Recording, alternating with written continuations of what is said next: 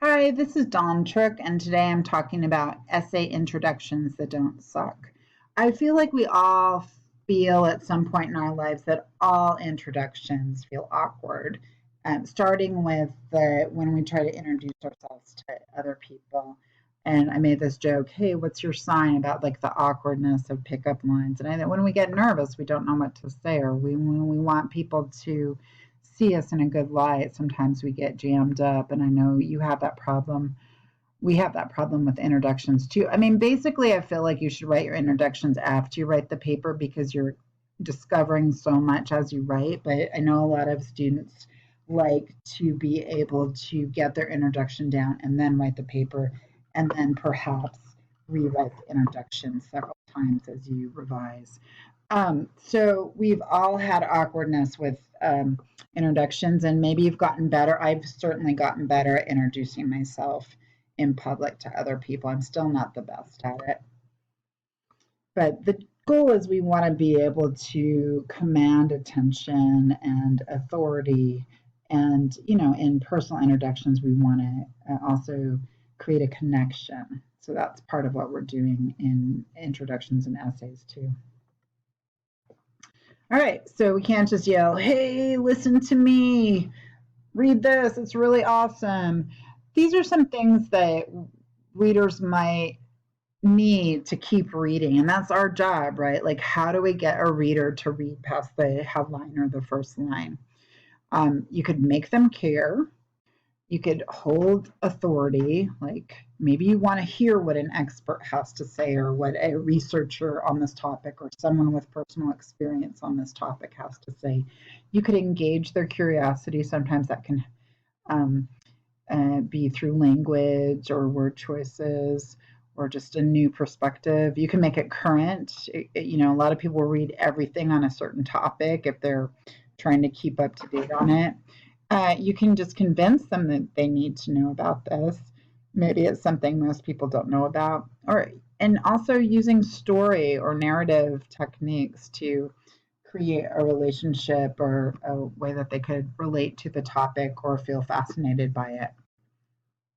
Okay, so why don't we leap to the main ideas? It's the same reason we don't like walk up to someone we're attracted to and before introducing ourselves say, will you marry me? Or, even go further into the story and, ask them when they're making you dinner or what's for dinner. So it creates connection, it creates trust. You're giving a path of what this journey through the article or the essay is going to look like. The reader will know what the purpose of this is. It won't be rambling. It won't sometimes seem like it's a research paper and sometimes seem like it's a persuasive piece and sometimes seems like it's a personal narrative. We have a clear sense of where it's going. And it just helps the reader feel secure that they're going to be taken on a journey and not be thrown for a loop. Here's 5 strategies that I think are useful for writing intros. You wouldn't use them all at once. You could practice doing different ones, and I'm going to recommend that you try different ones and even try them on a single essay to see how they change your perspective of the essay. So using a current news hook, something recent and urgent, telling a specific personal story from your life, use a metaphor to frame the issue you are writing about, create a brief imagined scenario using details, ask a clear, specific question. So, a news hook in a lot of articles, especially op ed, opinion pieces on online newspapers or magazines, they'll actually put a hyperlink in the links to the newspaper article. That's actually how they do their citations. They don't do like MLA or Chicago style format. They just do these links. You could connect to a story from your life. Again, that creates authority. That's one of the whys. You have direct experience with this issue. People are going to listen to someone who has experience with having somebody who's ill from cancer and what it's like to watch that happen rather than somebody who's never seen that. How you do this is you use specific details. that help the reader walk in your shoes. That's why the more specific, the better. Not that you have to get into like every detail of the story, like the couch was brown and the blanket was blue. Um, but you don't want to write in an intro if you're just doing a one paragraph intro. You just don't want to write more than a few lines because we don't want to feel like it's going to go into a personal narrative. It's just a way to get into the like sort of the backstory to why you're writing this almost. And again, stories do help connect us and make us feel satisfied, and we like stories. Using a metaphor or another literary device to frame the issue can be a creative way to start an essay or an article because it reveals your unique perspective right from the start, especially if you come up with a non-cliched or a new kind of metaphor. Helps readers see the issue in a new light, so they will have to keep reading to understand completely. Maybe they don't really understand how this metaphor is going to play out in the whole issue. And using literary devices or metaphors are also just a creative way of using words, and that might intrigue the reader because of just like the specificity and the creativity. All right. The other way to do is another kind of storytelling where if you don't have personal experience, you create a sense of this is a human situation that's being affected, and you can imagine, the reader can imagine that they are the one that's going through this human scenario, this situation that could happen to them. Your mother is in a nursing home. She needs monitoring throughout the day for her meds. It's been 15 years since she was able to lift a spoon to her mouth with her own hand. They aren't allowing visitors because of the coronavirus. Her physical therapist has just tested positive. And I just want to point out a couple of things about the specificity of the narrative detail on this. This sentence, it's been 15 years since she was able to lift a spoon to her mouth with her own hand. Instead of saying she's been declining steadily for the last 15 years, we have a sense of it's a more real situation if we have these details of a spoon, and that it's her physical therapist who's tested positive instead of just saying someone at the facility has tested positive. So we're creating like a real person even though it's invented. The other way to start a paper for a hook would be to ask a clear, specific question, and sometimes this can be pretty controversial or shake people up a little bit. Like the first one, these are just questions off the top of my head. How can we understand the Palestinian-Israeli conflict as a war that benefits the U.S.? What would you do if you found out your son could buy heroin in the halls of his high school? Why would an average American be compelled to care about the future of a tiny island off the coast of Australia? What is the most destructive bird and what can we do about it? What is Merced doing about their egret nesting problem?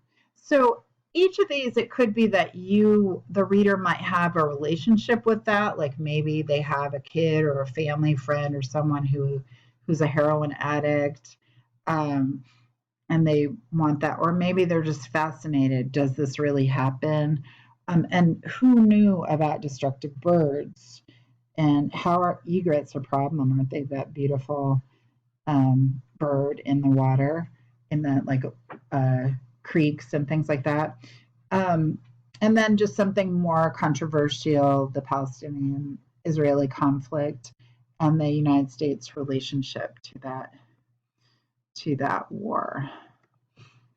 All right, some of the pitfalls of introductions. I think a lot of times students put too much weight on them. Like you got to get the introduction right before you write the paper. And really, you don't even know what your introduction is going to be until you write the body paragraphs. But so I often say just write your first intro really fast because you're just going to get a lot of crap out of your head.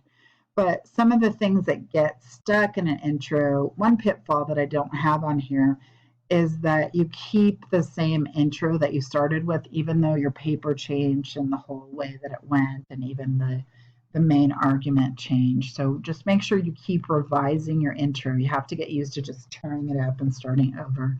So one thing is people just like go into this whole backstory about this subject they're writing on. In literary analysis papers, sometimes people will write like the whole summary of the plot instead of just things like um, just enough details for people to know what the story is about or what book it is. And also in a lot of essays, people start too broad and too abstract. So something like, since the beginning of time, there has been conflict. First of all, we don't know what conflict it is. We all know that there's been conflict, but I don't know if there was conflict when the universe started. So it starts to just be too broad. And as a reader, I have a very limited amount of time. I mean, I'm going to read your essays because I'm your instructor, but other readers, when we want to get these published, needs to be convinced that there's something new that you're saying. So this could be conflict about bullying in elementary school or the fight for toilet paper. Get to the topic quickly. Readers want to know right away they're reading something they haven't heard before. So another opening might be instead would be something like, who would have thought that toilet paper would become a battle in the modern age? And another pitfall is using sensationalistic language. We like to use emotional appeal, anger, fear, compassion to try to get people engaged with writing. But there's a certain kind of language that's more for the tabloid. It can be more exaggerated and just overblown. So in academic writing or journalistic writing for magazines and newspapers, you want to be a lot more subtle in your use of emotional appeal, and the word choices you use can be more specific. This example is Trump is evil incarnate. And even if you don't feel that sensationalistic and it's just a fact, it comes off as sensationalistic. All right, after the hook, you have the hook, which is one sentence, a few sentences. It could be half the paragraph. You want to elaborate on the issue and the focus of the article and essay. Maybe have a little bit of background on the issue. And at the end of the intro, this is where you typically have what we call a thesis statement. I hate that word. I think of it more as a controlling idea or controlling argument. But it's usually a sentence or a question that tells us what perspective you're going to argue or reveal, or what you're going to answer, or what your solution to a problem is. So a thesis, here's a thesis question, which would be, what makes Trump a humanist to his supporters? And then a thesis statement would be, though most of the population in the US thinks the world will go back to normal in a matter of weeks, this pandemic and the US response to it, or lack thereof, is causing a major widening of the economic classes, which will have system-wide permanent effects. I sound kind of smart when I read that. Okay, now you try it. This is your homework, and you should do this for every essay. Choose one of your 5-ish page fancy writing things that you're working on or revising for a final grade. And I want you to revise the intro for it 3 times using 3 different strategies from this lesson. I want you to completely change the paragraph each time, including sentence structures and words. You might still have the same thesis sentence or the same thesis statement, but you also might have a thesis question. You might change the order of information. Even if your intro is perfect now, which it might be, this practice is not just about trying to get a better intro. It's about learning to let go and dump your first drafts and deepen your thinking about a topic and trying to see your ideas from different perspectives. Because if you look at it through an imagined scenario, it might give you a deeper insight to the issue. And by rewriting the same ideas, it flexes your sentence writing skills and your paragraph organization skills. Now, onward, write.